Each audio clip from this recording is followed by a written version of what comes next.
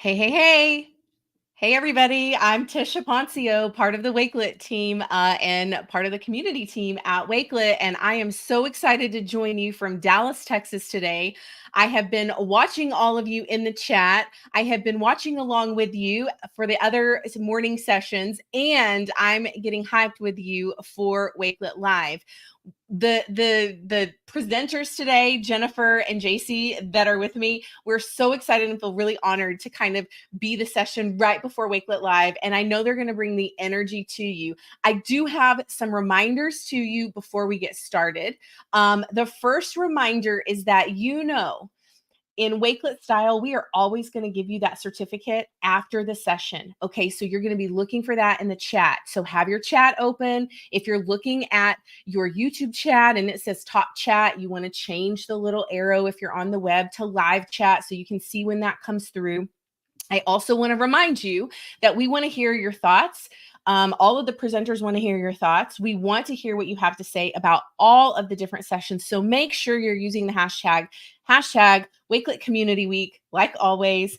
And remember, every time that you use that hashtag and tweet it out, you're going to be entered into the competition. And I saw all of the things that you're going to be getting. So you want to tweet and share often.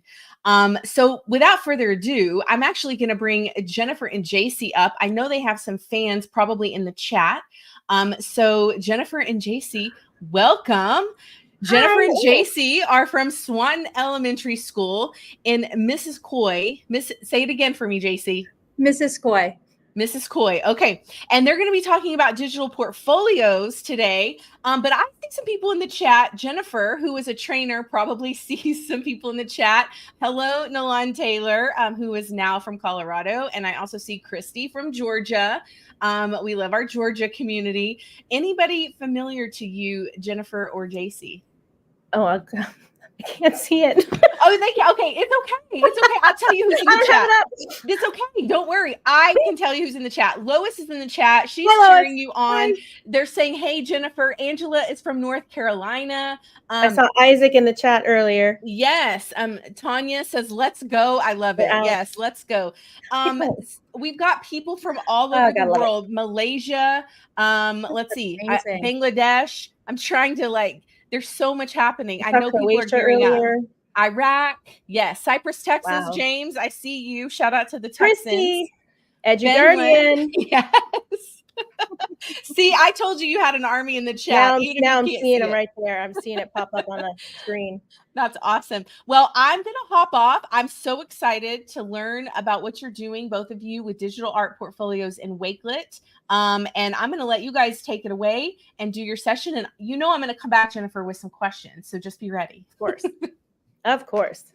So I'm Jennifer. Jen. I always put Jennifer on things. I don't know why, since, I go by Jen, but that's okay. And I'm the Education Technology Integrationist at Swanton Elementary School. And this is... Hi, I'm JC Rivers. I'm the art teacher here at Swanton Elementary. So JC came to me with an idea for her art students this year, where she wanted to find a more adaptable way for her students to reflect on their artwork. She'd been using a paper and pencil way that, for the elementary students was kind of easy. They could circle certain things and write. But our school had recently started a slow rollout with the Universal Design for Learning, Universal Design for Learning. So asking all students to write each time just felt like it was providing too many barriers, especially when you have all students K-6 and there's at least 4 classes per grade level, and you're not sure where everybody's ability is. So rather than continuing to do that, JC really wanted to find a more adaptable way. So we had a vision. We came together and really thought about it. So our vision was to create a safe place for students to really reflect on their work. JC had started the year by really working hard on creating a studio, Habits of Mind.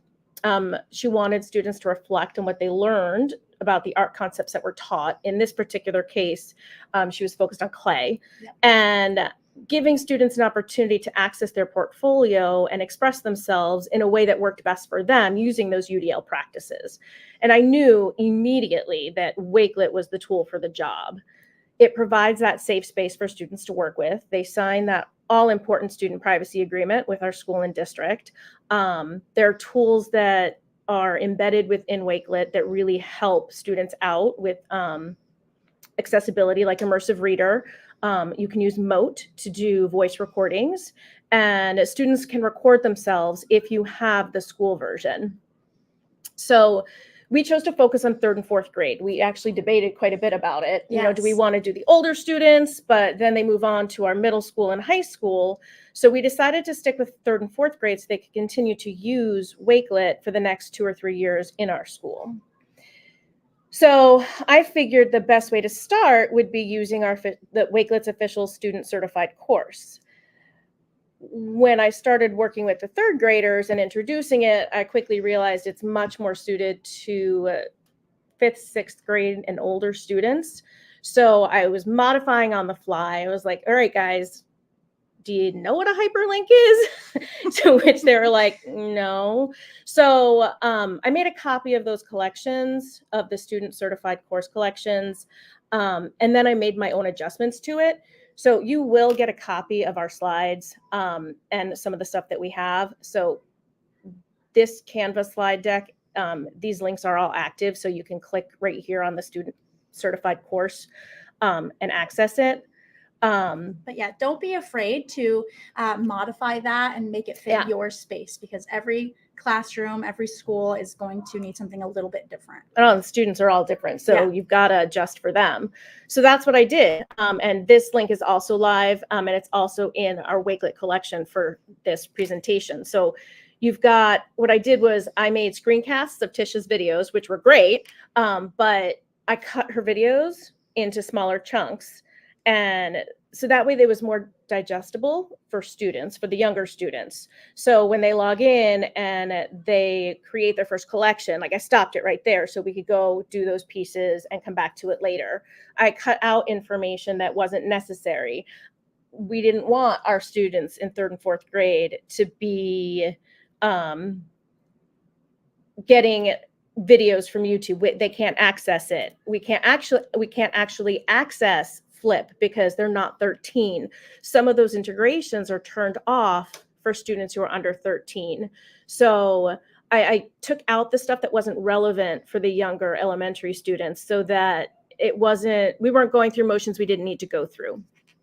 I also took the course at the end, the quiz, and I made it into a Google form so that the students could use Mote to listen to the question once I read it, or also they could give the verbal answer to the question.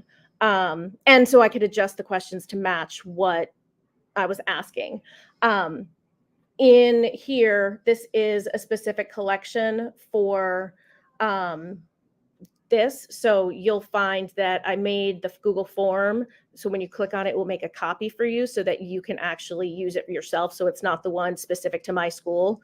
Just wanted you to be aware of that. So, and the great thing about the work that Jen was doing with the kiddos at that stage was it was getting them really to understand what Wakelet was, how it worked. So that way, when it was time for us to do our digital art portfolios, they were familiar with the platform and they knew what to expect to get started. Yeah, and how to get onto it. Yeah. So, some of the tips that we learned along the way were, the main introduction was whole group was totally fine.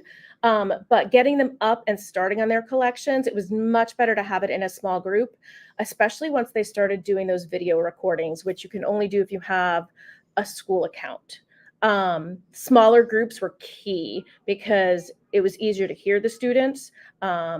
It was a second set of hands too was super helpful because you had one person who could be with the main group of the classroom and another set could be working with those small groups. Yep. As you get going, a tech savvy student could be helping at the Wakelet station, the recording station.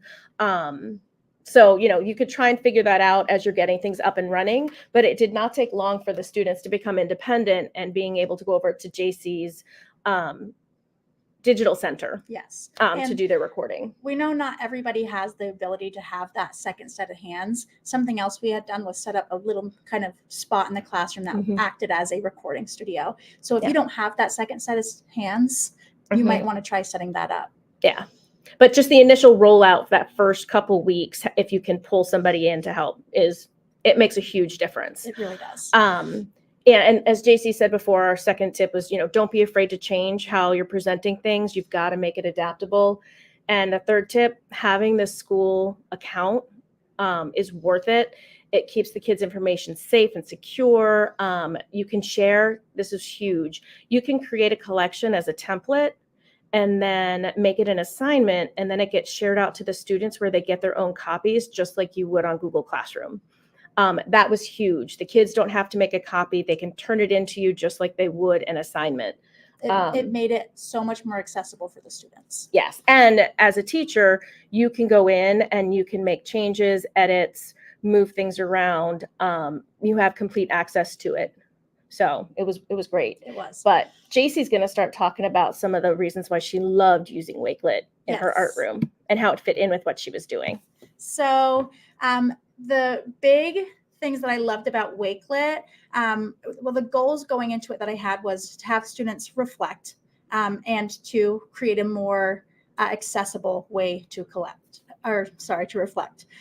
So these are the things that made that really work in our space. The immersive reader option, the ability for students to use Moat, the video recording, which is still in beta. So they're working on a couple glitches here and there, but overall it works really well. There were options for adding collections. I was able to create resource collections where I would have resources for the kiddos. I would put my own demonstrations and examples on there, and even explanations of different studio expectations, which was great. Overall, just made the content so much more accessible to everybody. So I just put in a little example here where you can see that how immersive reader. The immersive reader and how that works. Brainstorm. What stage of clay is your clay currently in? How did you come up with the idea for your clay creation? So as you can see, the student can get on. If they are having trouble reading the prompt, they can click that immersive reader option, and it just makes it so much more accessible to them. And that's actually something that I did in my elementary version of the student certified course. Was I took the directions and the explanations that were in the descriptions, and I put it all into the notes card so that students could listen to it again. Yes. So that they could actually hear it. So this here is a link to, if I can click on it here. We'll get it up and running. Oh, sorry. Technical difficulties. There it goes. So this is something I was able to do for my students, was creating a resource hub for everything clay related. So I like to work in collections, in columns. So I would put all my information kind of in different columns, but you could do anything from a mood board to having it in rows. It's really up to you. So for me, this was really amazing. I know if you are a teacher, especially if you teach multiple classes, it can be hard to get all of the kids' information in that initial first instruction. Sometimes you have absences or there are other things going on. And so this was a hub where all students could access this information at any time. I was able to link this right into their Google Classroom. So for example, under the Pinch Pot building tab, they have a bunch of photo examples, as well as little spots where I would record and put in my own demonstrations. And then I was just pulling some pictures from either past work from students or pictures from the internet to give the students some inspiration. So this was the students' first stop before they would get their piece of clay. And this would help them to brainstorm and visualize or understand more what they were going to be doing with that medium. Okay.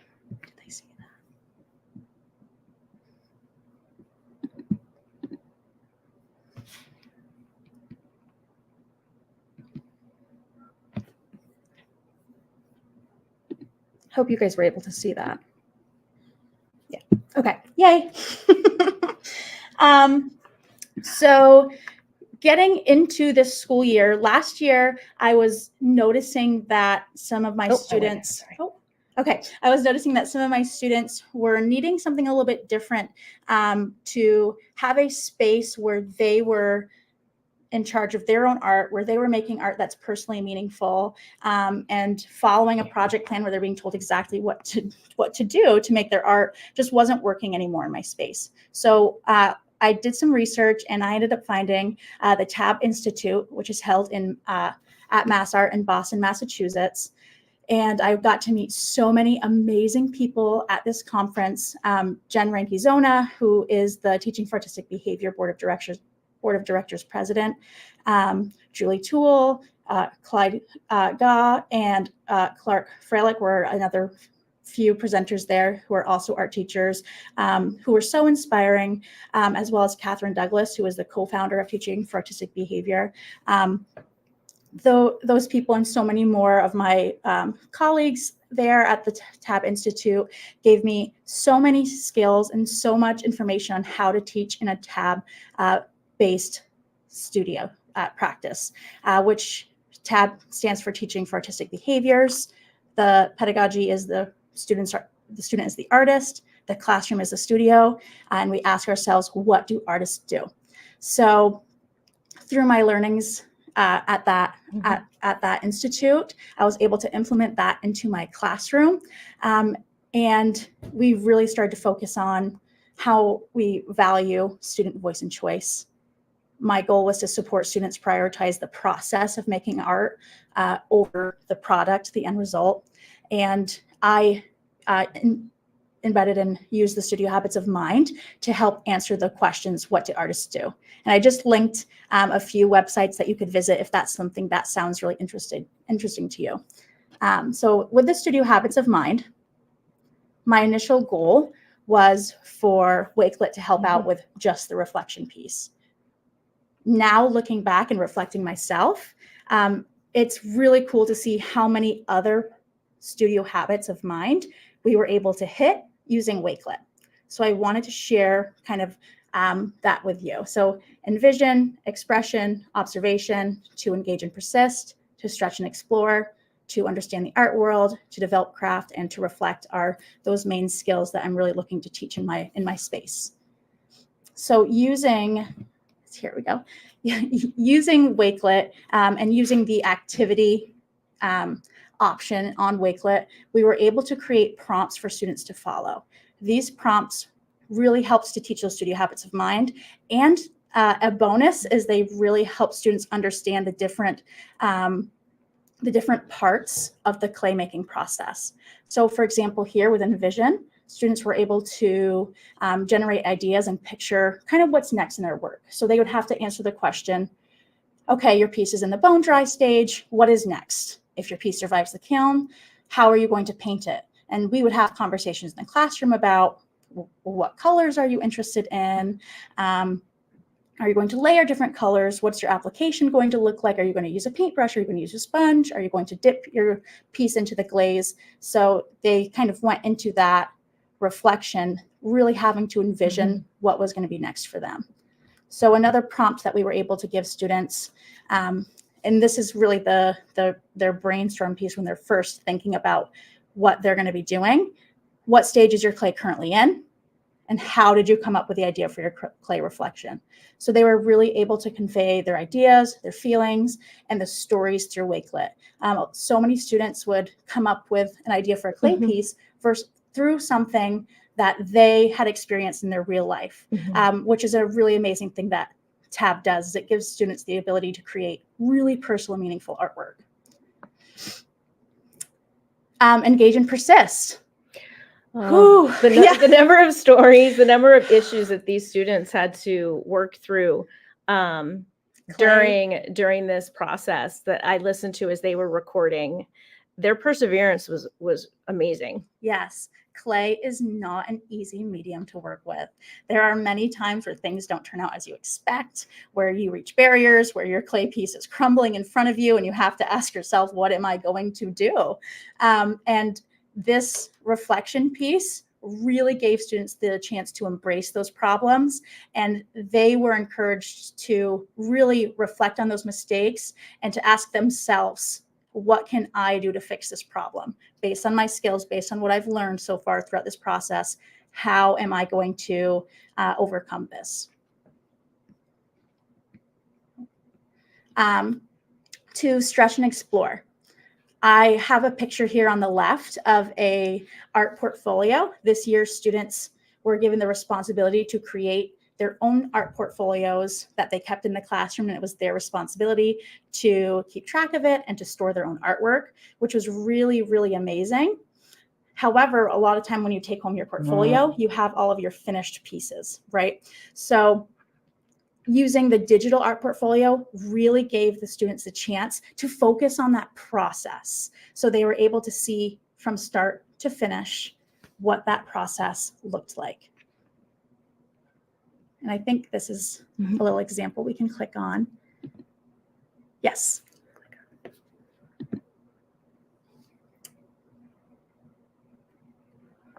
So this was kind of an example portfolio I had made and showed to the students before they had started their own. And I gave myself the same prompts that we were going to be giving the students throughout this process. And they got to watch me as I made my own work of art and went through the steps myself of the plasticware, the first reflection, right, the brainstorming, and they got to watch the progress of my piece. Doing this for the students made them really excited to try the process out themselves. And it got a lot of them really amped up to kind of try this digital reflection themselves. So that was great. I don't have to show you guys the videos. I won't put you through it.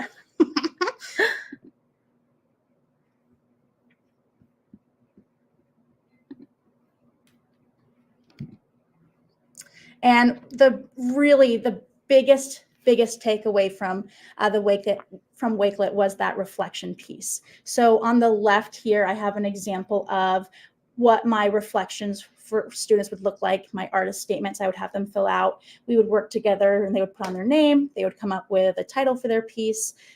They would kind of circle what medium they were using, and they would tell me something about their work. This was a great tool, and it was a great way for students to reflect, but it's not as accessible as Wakelet. And with Wakelet, students get to kind of reflect on the process as they're going through the process. I almost feel like the paper and pencil version, it's almost not as authentic. No.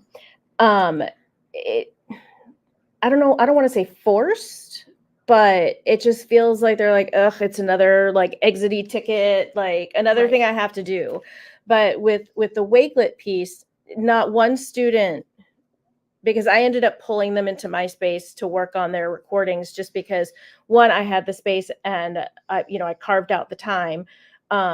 But two, it was noisy in the art room, but eventually the students ended up going to the media space themselves to do it, but not one student balked at it. They all were eager to come and talk about their work.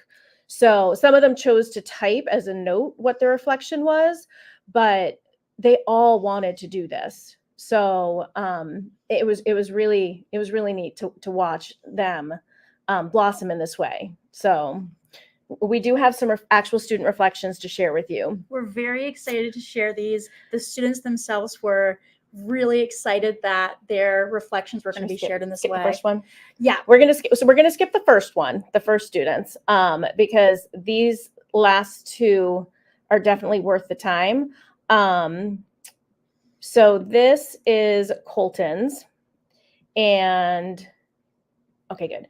So this is he actually just finished his reflections this morning, because his piece is done. So I snagged him this morning so that he could finish it. So he's excited to share. Can we share what question he's answering here? So this is the brainstorm question, how he came up with his idea.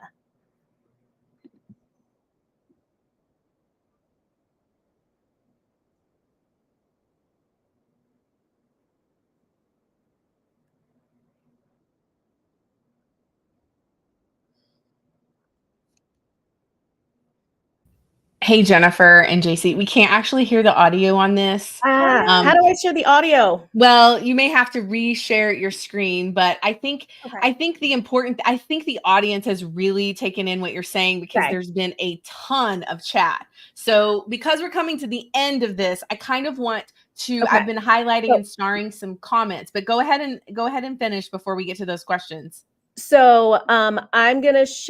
A video file. Well, we don't have those in what we're sharing, but I'm going to.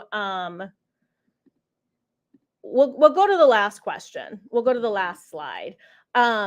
So what we had seen from these students was way more than we ever could have thought. I actually asked. So this is a great quote. I had asked a student. I had asked one of the fourth graders what he thought about his work, about the reflecting, and he had said, I'm like, which way? This way. I was like, so what did you think about this? He's like, I've never had to think back that far about my work before. And I just started to chuckle, and I looked at him. I said, well, is that a good thing? He's like, yeah. So like the amount, so the two portfolios that we were going to show you, I asked both students today what they thought about using Wakelet and a digital portfolio as opposed to the paper and pencil, and to compare it. And the basic thing that they said was, I don't know if I could have done this on paper and pencil. I don't know if I could have gotten the wording the way I did. I don't know if I could have expressed myself as well on paper and pencil. So It was such a meaningful experience for our students. And can I just grab Yes. this right here? So this is Colton's finished this piece. is Colton's finished Here. piece, but I'll stop I just sharing. had to show you guys because it came out beautiful. Not only, I'll kind of get up close and show you his little bear that he had made with the little lid. Not only do they get to walk away with this finished product, but they get to walk away with every step they took of the process. They get to remember what they went through to get where they are and to get this finished piece. And for some of our students, they had to do a lot of work and they had to go back to the drawing board a few times, and they got to reflect on that, and they're not going to forget that. No. And it's great too for parents. Usually with parents, this is all they see, right? This is all they see from our space. So having the parents be able to eventually access these and see what their kids have done over the course of the year is amazing. So I kind of wish you could hear what the students had to say, because Ivy she talked about how difficult it was to make her piece. It's really intricate. She made a fairy door with so many details, and she just kept talking about how it was really hard to do all those details, and she had to redo certain things. And when she glazed it, she had to really think about it, because she's like, I'm not sure how I'm going to get into these little cracks, and I really have to think about this.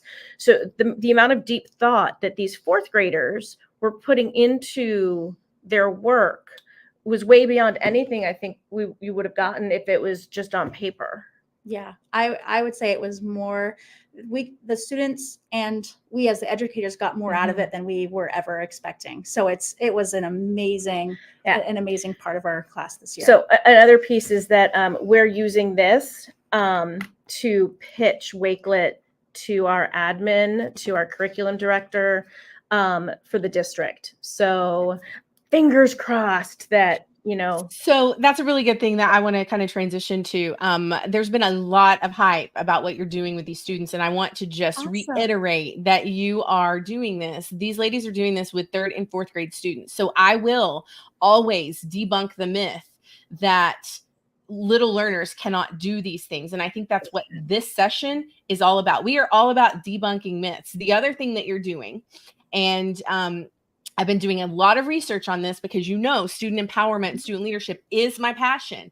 Yes. But there are so many stakeholders that want certain outcomes from their students. You have the administrators, you have the school board, you have even your community, right? Your community members, all of the citizens in your community. You have the teachers, you have the principal, you have the parents. But then when you start thinking about what you've done with the 4th grade student who said, this is so powerful. I want everybody who's watching to listen to this.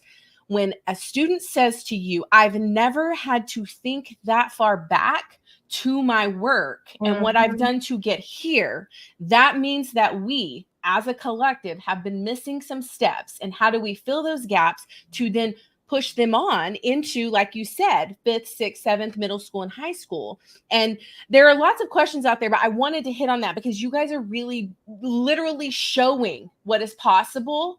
You're not just saying it's possible, you're literally doing it. And that is so powerful. So there were a couple of comments I wanted to read to you and go back to before we wrap up.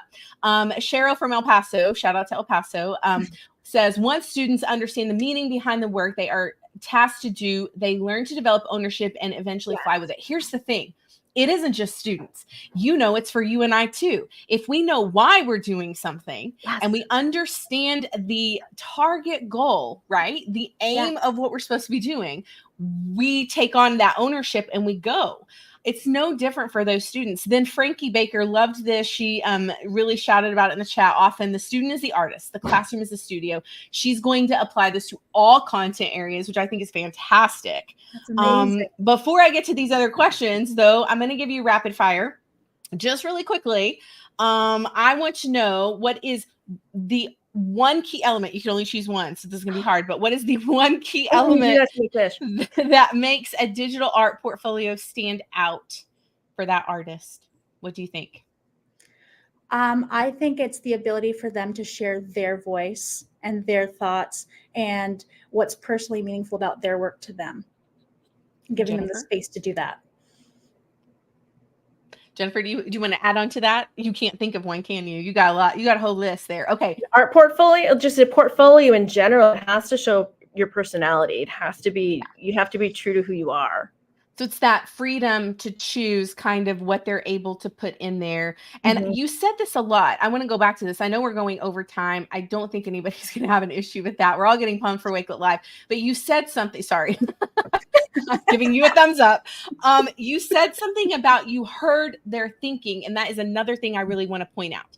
If we as educators are in classrooms with our students and we are not hearing their thinking, we need to reflect on what we're doing and maybe do something differently, because hearing them speak out loud tells me that they are safe in that environment. They know what they're supposed to be doing. They know where they've been. They know where they are, and they know where they're going. So I think that was a really key point. You guys had a lot of mic drop moments in this session, so I didn't want to skip that one. Now, the questions that people have for you. And then I have one more question just personally, but the questions they have for you. They want to know, does your school or district use any other online learning platforms such as Google Classroom, so an LMS, Blackboard, Canvas? Can you speak to that? Google Classroom.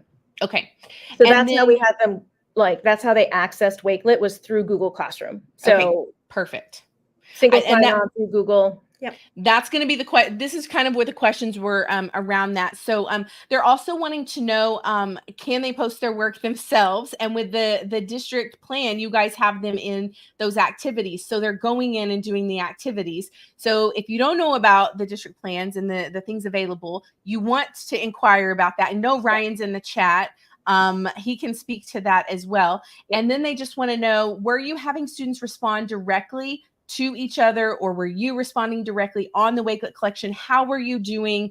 I know you were doing it in person, right? You were doing it in real life because you were hearing their thinking, but did you have anything on Wakelet or on that learning management system where you were giving them that feedback? We weren't actually giving them any feedback. They were responding. So JC made the collection with all of the questions. The students were responding to the collections with their videos. I was helping them in terms of where those videos were going, because the videos are still in beta form. Again, there's still some work that needs to be figured out. But then when they're done with the collection, they will submit their work for review. And that's when we can look it all over and close out the assignment. But we weren't giving any feedback on it because these are their thoughts. Yeah. I mean, I wasn't even thinking about any grades or feedback on their stuff at all. I think our goal was to give them a space where they totally felt like they were in control and where they were almost as like a digital journal, really, just to reflect on their process. Right. And I don't think we wanted to. No, like, I mean, with Colton this morning, when I asked the question about comparing Wakelet's digital portfolio to paper and pencil, he recorded an answer and I stopped him and I was like, let me rephrase the question because he didn't understand the question. That's the only kind of feedback Right. I gave, was just making sure the students understood what the question was asking. Like, that was really the only feedback that we gave. Usually So, that's through and there's no Wakelet, commenting, right? and there's no Right. spot for commenting on Wakelet unless you add a note yourself underneath it. Yeah. And it's a completely closed platform. So unless we open it up as the teachers, they can't see each other's collections. You have to have Yes. that be an option. So the students can't see each other's. Right. We do offer opportunity for feedback during studio and working time, and for students to get feedback either from me or from each other, fellow artists working in the space while they're working on their piece. But we didn't Not digitally. So I think what I love about that is it's a very holistic approach, like what I'm hearing you say, because if you think about it, and a lot of the questions are about the learning management system and putting the feedback in there, and we can do that all day, every day. But what Wakelet has assisted you in is not having it be all digital. It is digital on learning management system and it's digital on Wakelet, but it is also very authentic and you're having these conversations. And I think we need more of that. I think it needs to be very well-rounded, especially with the students that you're working with who are online all the time. And it's a safe place. They don't have to worry about Exactly. anybody else's reactions to it online. Yes. Exactly. And that's a piece that most of the kids were really, it helped them relax because they didn't have to worry about anybody else seeing it. We told them nobody else is going to see this except us and maybe your family. And I love it. Okay. Yes. So I know the Wakelet team is watching, and I just want to point out, Christy Cloud is saying she would love to have comments after approval. And I always like to say, you guys are out there, really working with the students on the ground. It's so good to hear your experiences, what you're learning. And JC said it, and I experienced this with my own students. But a lot of times you put something like this in place and it's going to benefit them. What you fail to remember or even know is how much it's going to impact you as an educator. And I think that's really evident here with your session. Well, thank you both for joining. We have gone a little bit over, but I think it was totally worth it. If you do not follow Jennifer Mitchell, please make sure you connect with both JC and Jennifer, because I think it is they have a lot of information for you. And I just want to say this before we end, because Jennifer touched on it. Yes. Adjust any of those Wakelet programs to tailor to your students' individual needs and grade levels and accessibilities. And I think, honestly, you guys have done a fantastic job. This is a great session. If you want to watch the replay of the session or send this replay to your administrators, this session is recorded. You can find it on youtube.com/Wakelet. You can go find all of the sessions. The certificate link is in the chat. I'm going to see if our tech team will put that certificate link in the chat one more time. And yes, they will you share your contact information? Jennifer, how can they follow you? It's in the last slide. I didn't put, it's in the session for today, the one that Wakelet put out. The resource social collection. media is in there, and then in our slide, in our Wakelet we made for today ourselves, our emails are on our last slide for our school emails. So feel free, reach out, ask questions. Absolutely. And if you don't find that, you can email me, tisha@wakelet.com. I will get you in touch with Jennifer and JC. I'll be at ISTE. Yes, you will. So thank you, ladies, so much. I want to remind everybody watching, including JC and Jennifer, to remember to tweet out your experience this week using #Wakelet Community Week so you can be entered into the competition every tweet using that hashtag is an entry for you. So make sure you're doing that. And you know what's coming up. We all know what's coming up next. Wakelet Live is going to begin in about 20 minutes. So I hope all of you are getting ready. Go get comfortable and be ready with all of your devices so that you can connect with everyone. And be watching for all of the resources from each session. We are so excited to hang out with you this week. We have so many cool things for you. And I want you to also make note, Rick, Ryan, and I will be doing the Wakelet after party session. So you definitely want to join us for that. We're going to have just a really good time and you guys will be in the chat. And we have a little contest for you ourselves. So we will see you all in just a little bit. Thank you, Jennifer and JC. Thank you. Thank you. Bye, guys. everybody.